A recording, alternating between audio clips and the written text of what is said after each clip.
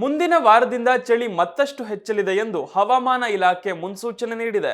10 ವರ್ಷಗಳ ಬಳಿಕ ಡಿಸೆಂಬರ್ ತಿಂಗಳಲ್ಲಿ ಬೆಂಗಳೂರಿನಲ್ಲಿ ಭಾರೀ ಚಳಿ ದಾಖಲಾಗಲಿದ್ದು, ರಾಜ್ಯದ ವಿವಿಧ ಜಿಲ್ಲೆಗಳಲ್ಲೂ ಚಳಿ ಹೆಚ್ಚಾಗಲಿದೆ.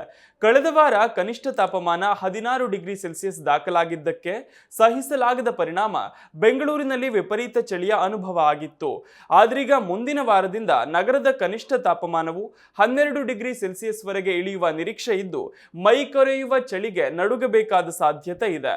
ಬೆಂಗಳೂರಿನ ಕನಿಷ್ಠ ತಾಪಮಾನ 12 ಡಿಗ್ರಿ ಸೆಲ್ಸಿಯಸ್ ವರೆಗೆ ಇಳಿಯುವ ನಿರೀಕ್ಷೆ ಇದ್ದು, ಇದು 2016ರ ನಂತರ ಡಿಸೆಂಬರ್ನಲ್ಲಿ ದಾಖಲಾಗುವ ಅತಿ ಕಡಿಮೆ ತಾಪಮಾನವಾಗಿದೆ.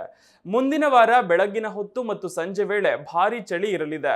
ಮುನ್ಸೂಚನೆಯಂತೆ ಕನಿಷ್ಠ ತಾಪಮಾನ 12ರಿಂದ 14 ಡಿಗ್ರಿ ಸೆಲ್ಸಿಯಸ್ ನಡುವೆ ಇರಲಿದೆ. ಅಲ್ಲದೆ ಉತ್ತರ ಮತ್ತು ಕಲ್ಯಾಣ ಕರ್ನಾಟಕದ ಹಲವು ಜಿಲ್ಲೆಗಳಲ್ಲಿಯೂ ಚಳಿ ಹೆಚ್ಚಿರಲಿದೆ.